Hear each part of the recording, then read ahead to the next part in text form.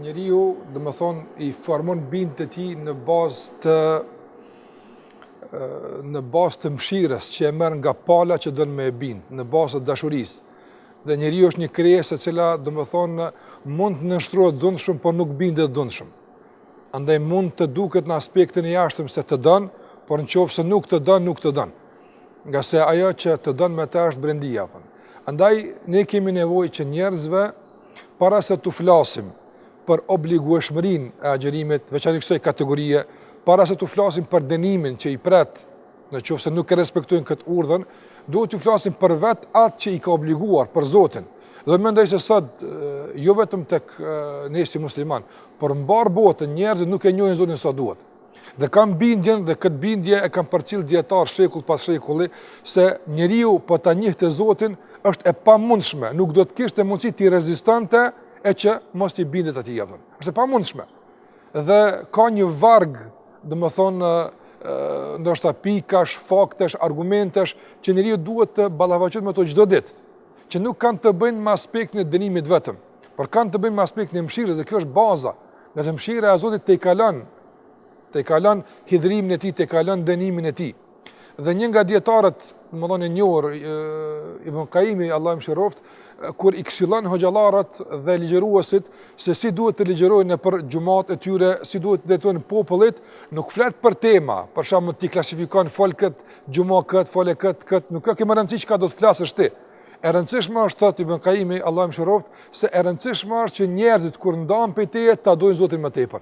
Kjo më rëndësi, çfarë ti më flet ti është çështja jotja, po më rëndësi është që ai ku largohet prej teje, ti shtohet dashuria më tepër ndaj Zotit. Dhe pikërisht, njeriu që e don Zotin e din se dhe pas qindra mëkateve e ka një Zot që e pret për të penduar. E din se dhe pas një 10 vitesh, ndoshta dekadash të kaluara në mëkat, e ka një Zot që është i mëshirshëm dhe që mëshira e tij absolutisht nuk është e sfiduar me mëkat të këtij. Ka pas njerëz vëllai mirë gjatë historisë, madje të përmendur në hadithe e Muhamedit sallallahu alajhi wasallam që kanë bërë krime, jam i bindur që nuk kanë trojtuar njëri që ka bërë aso krimesh. Nuk ka. Sa për të ilustruar njeriu i cili për shembull ka vrarë 100 vet i ka vrarë, domthon pa i trembur syri fare. Dhe prap dashuria ndaj Zotit dhe respekti për të dhe nevoja për të e kanë shtyrë që të kërkon një rrugë dalje nga kjo krizë që ka kapluar. Dhe megjithatë ka gjetë pendimin. Dhe jo vetëm kaq. Procesi i pendimit nuk e ka përfunduar tërësisht ai. Nga se nga ajo është kërkuar ta bëjë një veprim që ai ka bërë më pak se gjysmën e tij.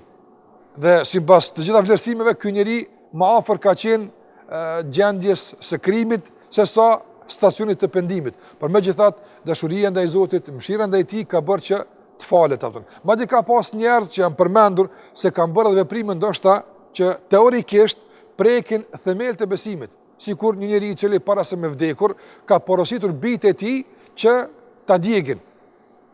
Dhe kur e kanë pyet djemtë pse ta bëjmë kët, ka thonë më dëgjni dhe pastaj hirin shpërndarën në për të shkëtirën. Nga se po më mblodhi Zoti, dhe kjo është një lloj dyshimi fuqinë e Zotit, apo do të dënon dënim të dhimbshëm. Por ai këtë nuk ka bërë nga mohimi, nga urrëtia për Zotin. Nga frika. E ka bërë nga një lloj turpi para Zotit. Po. Nga një lloj turpi para Zotit. Dhe kur Zoti e ka pyetur pse e ke bërë këtë, ka thënë Zot nga frika ndaj teje dhe nga turpi për ty. Dhe kjo ka qenë shkaktare që Zoti t'ia fal atij. Andaj këto histori janë të rëndësishme, këto përvoja janë shumë të rëndësishme që të komunikohet me këtë kategori të njerëzve. Nga se zakonisht njerëzit sot kanë, domethënë, pengesat kryesore që nuk kthehen te Zoti, mund të jenë të përkufizuara në dy. E para, kompleksi çfarë do thonë njerëzit për të kaluarën që e ka bërë, dhe kjo absolutisht do të thotë është e paqëndrueshme dhe pa bazë, dhe e dyta, ku të kthehem tash pas tërë asaj që e kam bërë. Unë them se dashuria ndaj Zotit ndihmon te kalimin e të dyjave. Njeriu kur e don dikën, atëre shkrihen komplekset, largohen ngarkesat, largohen problemet, nga se dashuria është hyn që të bën ato që ndoshta në gjendje normale nuk do ta bënte kurrë. Dhe gjithashtu bindja në mëshirën e Zotit e bën që ai të i kalon të kaluarën e tij për shikuar në të ardhme përpara. Dhe përfund nëse më lën dua të them